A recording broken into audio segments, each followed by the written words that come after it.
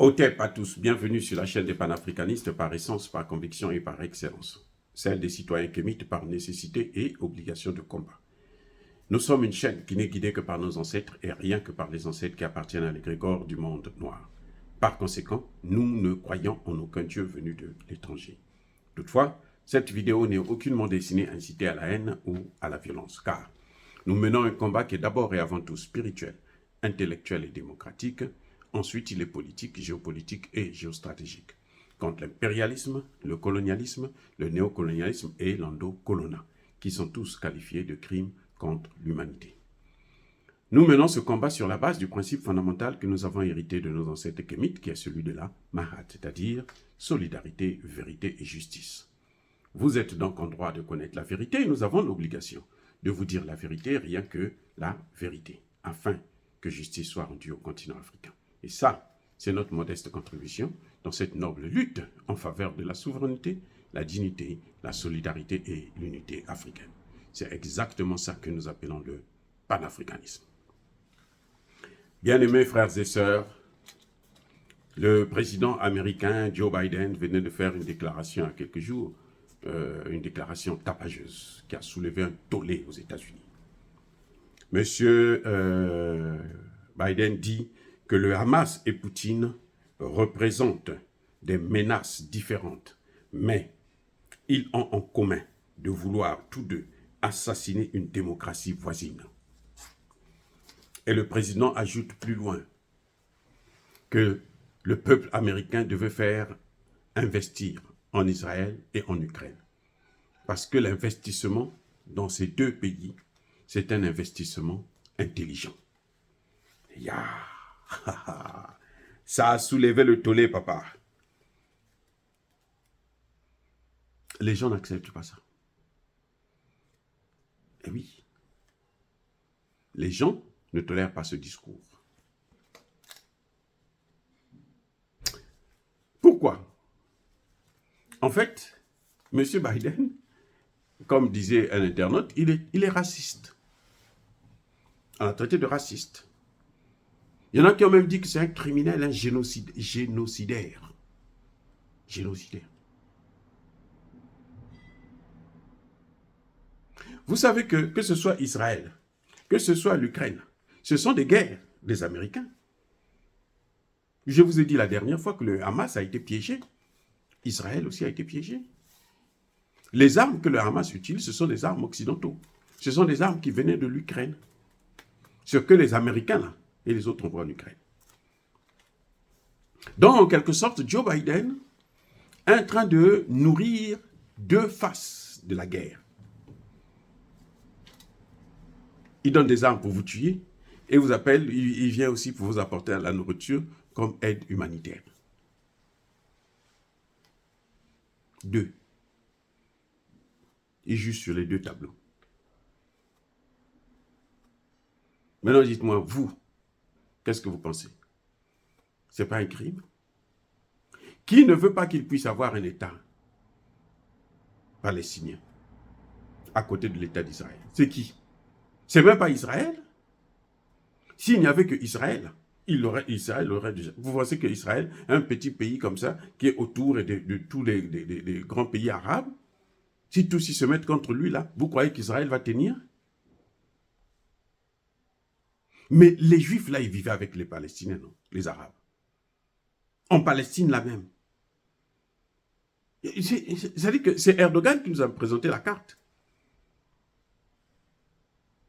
C'est-à-dire que ça a été en quelques années là, un renversement total, un remplacement en quelque sorte. Là où les Juifs occupaient peut-être 10% du territoire, aujourd'hui c'est les Palestiniens qui occupent 10% du territoire, de leur territoire. Et là on annonce maintenant l'occupation carrément de Gaza. Vous pensez que c'est normal? En Ukraine, l'Ukraine devrait négocier depuis très longtemps. Qui a refusé que l'Ukraine négocie? Mais c'est bien les Américains et les Anglais. C'est l'OTAN qui a dit non, tu ne négocies pas. Vous devrez continuer à vous battre. Parce que nous devrons épuiser nos armes. On doit les utiliser comme ça. Nous, on va relancer l'industrie militaire américaine, puisque les autres vont acheter chez eux. Concernant la Palestine, ce n'est pas Israël qui est visé en tant que tel. Israël est aussi victime des Américains d'abord. Oui, c'est le Hamas qui a tiré. Mais les armes que le Hamas a utilisées, ça venait d'où? Ça venait de ces pays, les pays de l'OTAN. Donc, Israël est victime au même titre que certains Palestiniens. La violence du Hamas a été très forte, c'est condamnable. Mais l'attitude de Joe Biden, ce n'est pas de mettre l'huile sur le feu. On ne peut pas régler ce problème s'il n'y a pas un État palestinien. C'est les Nations Unies qui l'ont dit. Ce qui se passe en Israël, c'est exactement ce qui se passe en Ukraine, où les Américains disent non, vous ne négociez pas, c'est nous qui allons prendre la décision finale. Israël n'a pas la décision.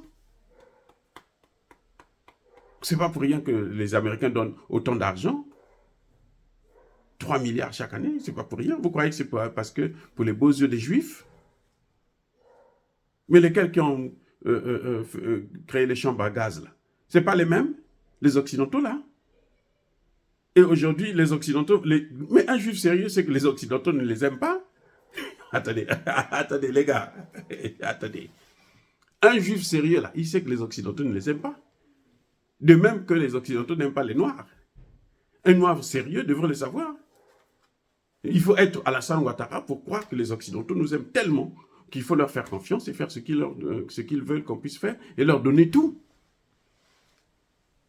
De même, un juge sérieux ne peut pas faire confiance à ces gens.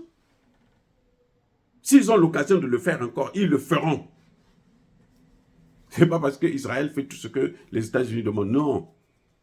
Le jour qu'ils verront que leurs intérêts sont vraiment menacés, ils vont abandonner Israël aussi. Ils sont comme ça. C'est pas moi ils sont comme ça. C'est un juif américain qui a dit qu'il ne faut plus donner l'aide à Israël. Comme ça, on va éviter les morts. Un juif, hein, pas un noir, un juif. Et ils agissent comme ça. C'est un noir qui a dit au Sénat américain pour dire qu'il faut punir les pays noirs là, qui parlent avec la Russie. Un noir. Quand il s'agit de juifs, on prend un juif, on dit vas-y, sors, c'est n'importe quoi. Quand c'est des noirs, on prend un noir, on dit vas-y, parle. Donc les propos de Biden, on a dit non. Tu ne peux pas comparer le Hamas à Poutine. Quand Poutine criait pour dire que non, arrêtez avec la guerre dans le Donbass, où étaient les Américains? Les Américains ont demandé à Merkel et à François Hollande de négocier des accords de Minsk, où ils étaient là seulement pour gagner du temps, pour équiper l'armée ukrainienne. C'est le rôle des Américains. C'est-à-dire qu'eux, ils font des guerres partout. Ils font des guerres au Moyen-Orient, ils font des guerres en Afrique, ils font des guerres en Asie, en Europe. Ça, c'est la propriété, c'est le caractère profond de l'Américain. Et ce discours-là ne passe plus. Ce discours-là. Autant les Américains ici souhaitent qu'on continue à soutenir Israël, mais autant ils ne veulent pas qu'on continue à donner des armes à l'Ukraine. L'armée ukrainienne est décimée. Les Américains ont utilisé l'Irak plutôt, pour faire la guerre contre l'Iran. Après, ils sont allés, ils ont détruit l'Irak. C'est leur spécialité. Ce sont des faits. C'est pas là. Non, nous sommes dans des faits. Il y a des juifs qui vont dire, mais toi, lui là, qu'est-ce qu'il... Non, les faits sont là. Ils n'aiment pas les juifs. Et je répète, les Occidentaux là, ils n'aiment pas les juifs. Et ils n'aimeront jamais les juifs. Ce qu'ils ont fait aux juifs là, ils sont capables de le faire encore. Qui a bu, boira. Vrai ou faux? Les gars, c'est pas quoi. C'est pour ça que le discours de Biden nous dit non. Tu ne peux pas faire de telles choses, tu ne peux pas faire de telles déclarations. Les gens veulent la paix. Les vrais Israéliens, là, ils veulent la paix. Les Juifs veulent la paix. Vous avez déjà vu des gens qui veulent faire la guerre? Quand on tue là, est-ce que vous avez déjà entendu? Ah oui, le grand Isaac Rabin, ça c'était un homme. Hein? Mais c'est pas, en général, on ne les tue pas comme ça. Donc le président américain, il parle pour convaincre ceux qu'il a déjà convaincus des va-t-en-guerre. Ceux qui pensent que la paix, on doit l'obtenir par la force. Jamais. Oh, dire cela, c'est inciter à la haine ou à la violence. Non. Je soutiens toute initiative de paix en Afrique ou au Moyen-Orient ou partout dans le monde. Mais tout ce qui est acte de violence, surtout la violence, le terrorisme que les Occidentaux, les pays de l'OTAN ont amené en Afrique, là, je condamne ça sévèrement, qu'elles viennent de qui que ce soit. Oui, bien-aimés frères et sœurs, encore une fois, je persiste et je signe. Soyez bénis, abondamment bénis, par le Dieu des Kémites et par nos ancêtres angélisés. Mais que tous ceux qui persécutent le continent africain le pillent et le déstabilisent, qu'ils soient noirs, blancs, chinois, arabes, indiens ou qui qu'ils soient punis, maudits, foudroyés, neutralisés, écrasés, effacés par ce Dieu des Kémites et par nos ancêtres angélisés. Vive l'Afrique éternelle, j'ai dit et j'assume.